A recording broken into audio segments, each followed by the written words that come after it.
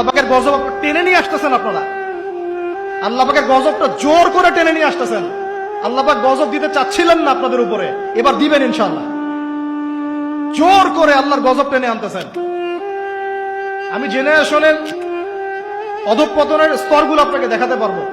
আগে চিঠি লিখতো গোপনে গোপনে, লজ্জা শরম হায়া ছিল, রিক্সায় করে যাওয়া যাবে না, কেউ দেখে ফেললে সমস্যা হবে। তারপরে এমন জেনারেশন আসলো সবকিছু ওপেন, ওদের আলাপই শুরু হয় হ্যান্ডশেক থেকে এবং 7 দিনের মধ্যে বেড়ে যাওয়া শেষ। এরপর চেঞ্জ করতে থাকে একটার পর একটা। তারপর চলে আসলো সিরিয়ালের যুগ। সিরিয়াল এসে শেখানো বাসায় স্বামী থাকলেও যথেষ্ট না, বাইরে একটা স্বামী লাগবে। বাসায় মেয়ে থাকলে যথেষ্ট না, আরেকটা বউ বাসো।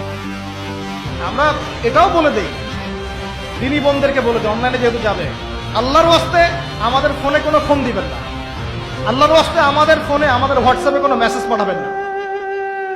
আর এমন এমন মিষ্টি ভাষার মেসেজ দেখলে মনে হয় যে মানে সব অসহায় মেয়ের দায়িত্ব নেওয়ার জন্য আমরাই আছি। আর সবার একটাই সমস্যা, আমার স্বামী ভালো না, আমার স্বামী ভালো। তার ধারণা যে তার স্বামী ভালো না, বাকিদের সবার স্বামী ভালো।